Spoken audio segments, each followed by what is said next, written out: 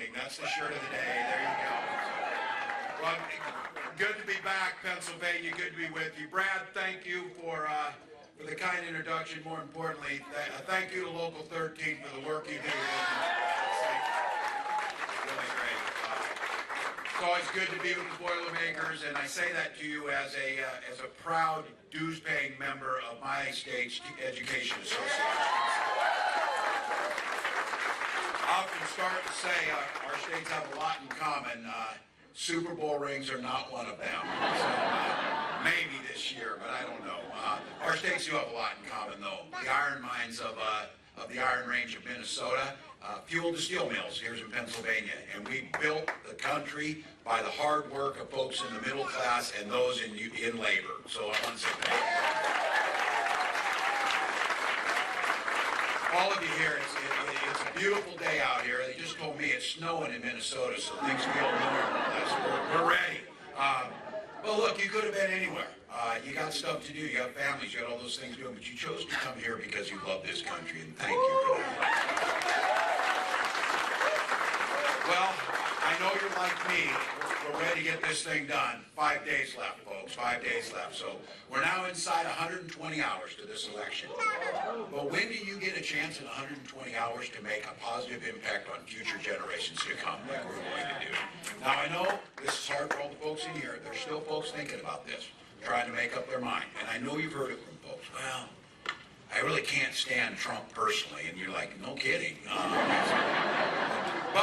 But then they say, but his economy was pretty good, and he did good stuff for us. Now, yeah, I think there's a little bit fuzzy on the history here, so let's just take a moment to level set this thing.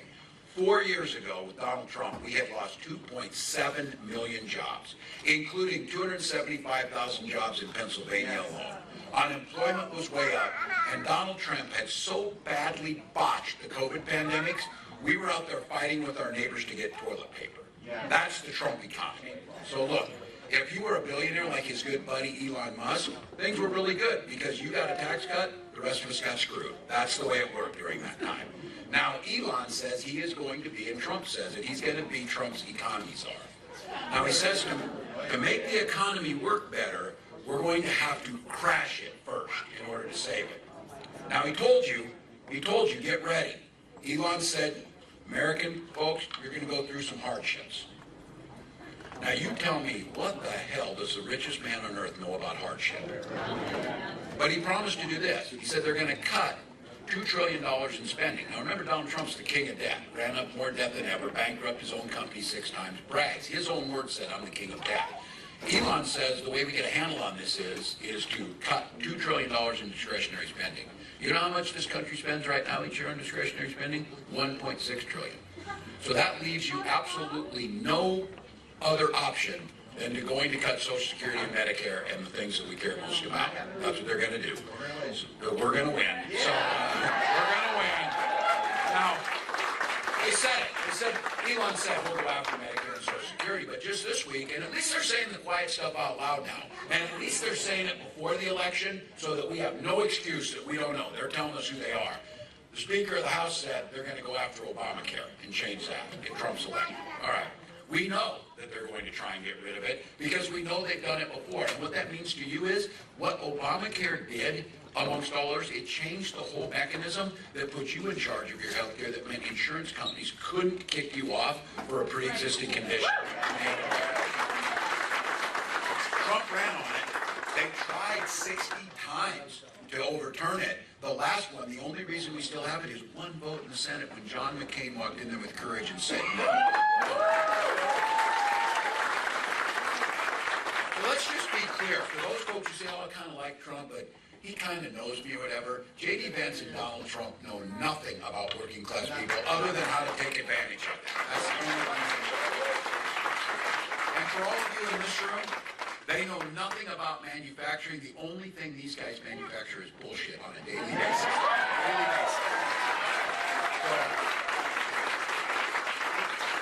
So, the reason they're at their closing arguments, they never talk about you. Donald Trump talks about himself because that's the only person he's concerned with. They are not worried about what happens to the middle class because he's not thinking about you at all. Now look, I get it.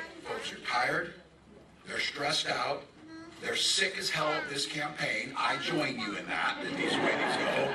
But look, it's a privilege and it's got to be done.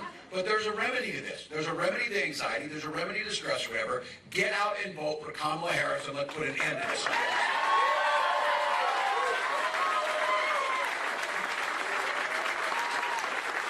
There's so many reasons to beat Donald Trump. Just for a moment, in your quiet moment of your soul, think about how joyful it will be when we beat this guy and you turn on your TV or the news or open the newspaper and we don't have to hear from him or see him again on this. 5 days. 5 days to turn the page on this guy and elect a new generation of leadership. Under Kamala Harris, Pennsylvania created over 560,000 jobs, including 28,000 manufacturing. Those are facts. And she sat on the mall the other day and spoke and looked like a president and talked about unifying this country, and she laid out a list of what we're going to do going forward. Because she told you on that day, and you know she will do it, she's going to go into the White House with a to-do list, not an enemies list. Yeah.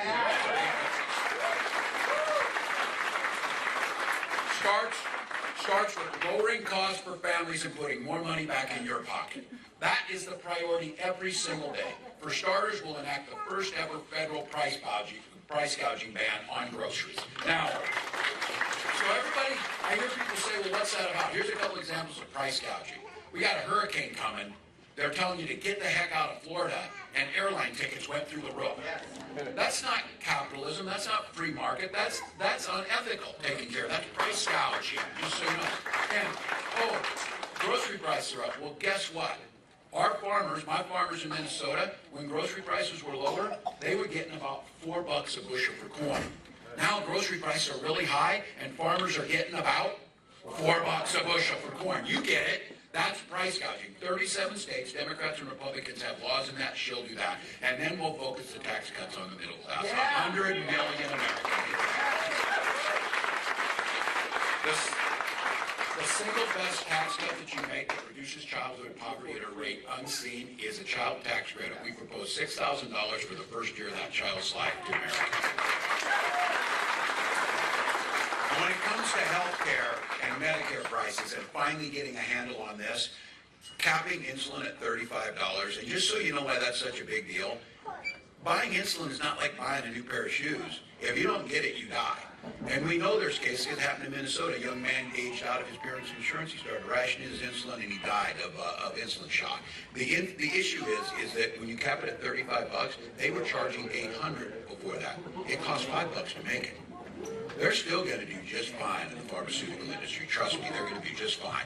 Now, Kamala also proposed this. Medicare, young people in here, you're not, if you're pretty young, you're like thinking about it.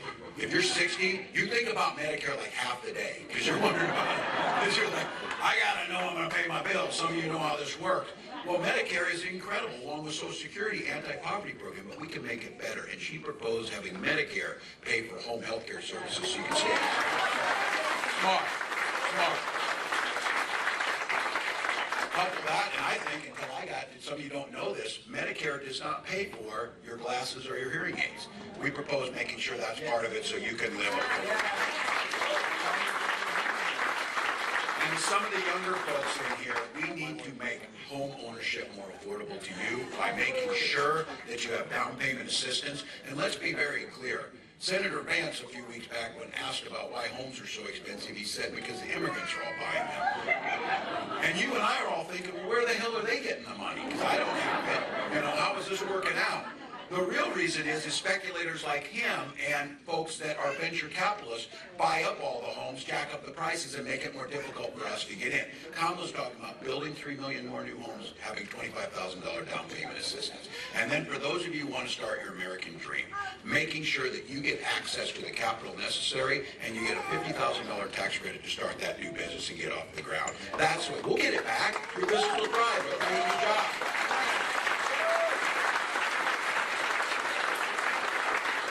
More things about this economy that we get asked, well, how are you going to pay for this? And I said, well, for starters, we'll have Donald Trump pay his taxes. Easily enough. But look, you know this, in this part of Pennsylvania, in a place that understands the impact of where we're standing in a union hall, we understand this. It's as simple as this. When unions are strong, the middle class is strong. When the middle class is strong, America's strong. In Minnesota, as governor, it helps to have a card-carrying union member in charge of things. That made a difference. But in Minnesota, we passed the largest pro-worker and pro-union package in history. We did things, made it easier to form a union, strengthened worker protections and safety, and then we did something that we need to do across this country. We banned captive audience meetings where they try and put it on. Union members know what this is. It's where your company takes you in, puts you in a room, and threatens your livelihood if you join the union. That is crap. You need to have the ability to choose your own path forward on that. And if it's to join a union, then join the union, because we know the difference it makes. Kamala said, to make that easier, she'll sign the PRO Act into law, making sure that happens. Now look, talking to Brad, we can cut red tape. Government can be more efficient and faster at making sure we're able to build faster. Eliminating things like unnecessary degree requirements, we did this in Minnesota. Making sure that there are more than 500,000 federal jobs that should be open to you. If you have the skills to do the job, you should get the job without having to jump through a loop to get it. And we did it in Minnesota. For the folks who built things here in America, making sure that countries like China don't undermine these investments by making sure that our fair trade practices are upheld and enforced. So look, it's a plan. We're damn proud of it. It's not a damn concept of a plan. It's real and it's out there. Now I've misspoken and said they don't have a plan or a concept of a plan. They do have a plan. It's Project 2025, and it's 900 pages. It's 900 pages. Those folks in here, I said, well, they pretend we don't know anything about it. They took the time to research this, make it. Senator Vance wrote the foreword of the book, the guy who's the architect of it. I had never written a foreword to somebody's book, but I think I'd remember it if I did. But oh no, they're a little dodgy. Here's what I know as a football coach. You take the time to make a playbook, you're going to run the plays. Yes. And this playbook is a goddamn nightmare for the middle class. Nightmare. So for all the labor folks in here, repeals the Bipartisan Infrastructure Act, the Inflation Reduction Act, costing hundreds of thousands of new jobs. Brad just talked about this. Included in there were things like the hydrogen hub that's going to create tens of thousands of new jobs for Boilermakers right here in Pennsylvania. They're talking about that. When Senator Vance got asked and said in Lansing, Michigan, that act created 625 UAW jobs in Lansing, Michigan. They talk about taking that back, and he said that is table scraps. Well, you tell those 625 United Auto workers that put food on their table with those jobs that that's table scraps. That's what their plan is. He also is talking about putting a national sales tax on everything. Things to buy, every clothes, food, toys, whatever you buy, $4,000 a year that it adds to your family. Now look. This dude's nearly 80 years old. He damn near killed himself getting into a garbage truck. You would think over 80 years you would understand how a tariff works. Smarter people than Donald Trump, which is a good chunk of folks, CEOs of companies like Black & Decker, AutoZone, and Columbia, have gone on the record to say, if Donald Trump goes forward with this plan, they will simply have to raise prices and pass it on to you. Donald Trump saying China will pay for those tariffs, the same way Mexico paid for the wall that we never built. It's not going to happen. So look, some of you in here, and they're in our neighbors, there are family members, brothers, independents and Republicans. The Republican Party added much to this country over the years. When they talked about freedom, they meant it. That's not who Donald Trump is. Turns out when he talks about freedom, it means the freedom to invade your doctor's office, and freedom to invade your bedroom, freedom to tell you what books to read or what movies to watch. And I keep saying this, and I've now seen this is true across the country. I thought it was just a Minnesota euphemism, that the world works best when people just mind their own damn business.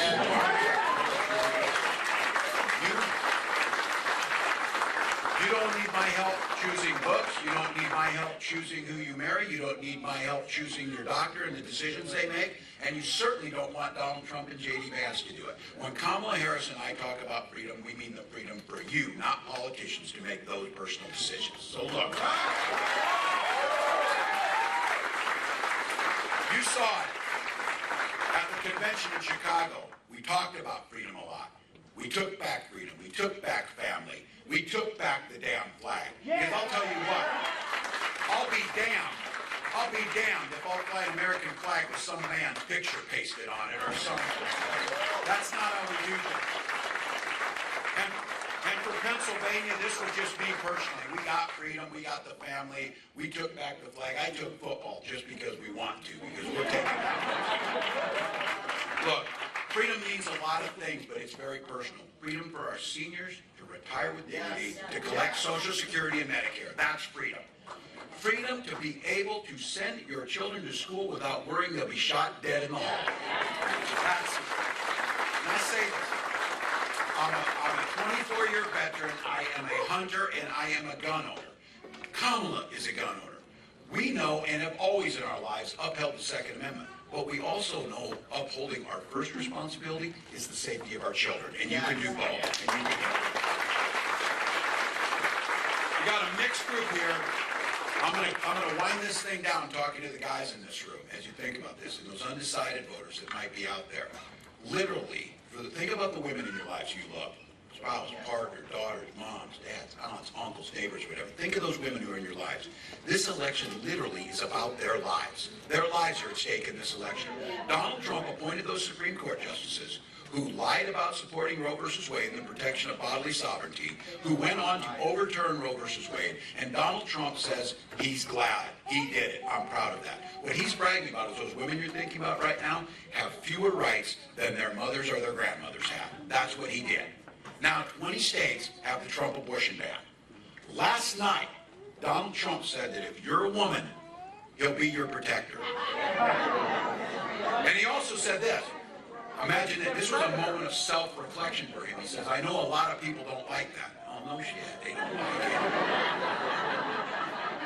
But here's the scary part, people, because there's no excuse for not hearing this, because he said it. He said, I'm going to do it whether the women like it or not.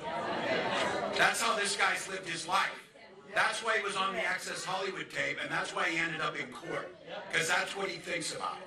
Women turned away now because of what he's doing from emergency rooms to get basic care, having miscarriages in parking lots, survivors of rape and incest being forced to carry their attacker's child. Those are the types of things. Fertility clinics have even turned couples away. I said this is personally on this. This idea that there would be no autonomy for you to make decisions about your body. Now you can't even decide if you want to have a family. For Gwen and I, we went through fertility treatment for years. If you've been through this, it's hellish to try and do it. You know somebody who has. The idea we finally able to have that beautiful little girl, how in God's name are we willing to let some politician tell, I'll be damned if I'll let them tell anybody in this country if they can have a child.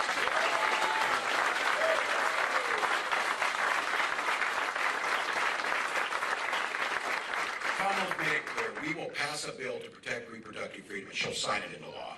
Folks, it's this simple. We trust women. We trust women to make their own decisions. We trust them to go to their doctors. We trust them to make these types of decisions. So across the country, I have to say, this feeling of women right now in this, every age and every party, here's what's going to happen on Tuesday. They are going to send a loud and clear message to Donald Trump on November 5th.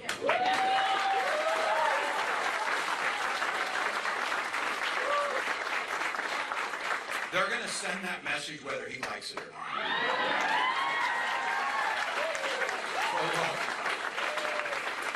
Kamala says we're not going back, and we're not. I'm here today on behalf of the Vice President. I'm here on behalf of folks across this country, humbly asking for your vote. We've got asking for your vote. 5 days. We know momentum's on our side. But elections are won in this 120-hour window, so we're not taking anything for granted. So this is the 120-hour pep talks, folks. This game is tied, and it's tied in Pennsylvania. 2 minutes left on the clock, but we've got the damn ball. That's what's happening now. We got the best quarterback. We got the best quarterback in Kamala Harris, and I'm going to say that here. We may be a little tired. We'll find time to sleep when we're dead, but right now, we got the best team, which is you in this room. We got the best team. In this state and in Bucks County, 1 or 2 votes per precinct could not only swing the election in Pennsylvania, but for the entire country. The privilege and the responsibility of the folks in this room, it is not hyperbole to say this presidential election could run right through Local 13 today. The folks in this room going out, getting people to vote, getting others to be in, and making sure that we can do it. Because you're going to have a chance in your life. You're going to be sitting on that porch in that rocking chair. There's going to be a little one at your knee or something asking, what did you do back in 2024 to protect the democracy? And your answer is going to be every damn thing we could. Every damn thing we could. Get your ballot in. Get your ballot in. Drop it in the mailbox. Make a plan to vote November 5th. Visit iwillvote.com/PA to get that done. And this is as simple as this, folks. The privilege that can only be dreamed about by billions of people around the world to gather on a beautiful day with your neighbors, with your friends, with your coworkers to determine what our future will look like. We're here because we believe in America. We believe in this country. Our hopes and dreams are here today. We have to go out and fight for this thing. Because I'll tell you what, the Vice President's right when she says is when we fight, we win. Now for the next 5 days, when we vote, we win. Pennsylvania, win this thing for America. Let's go. Thank you all.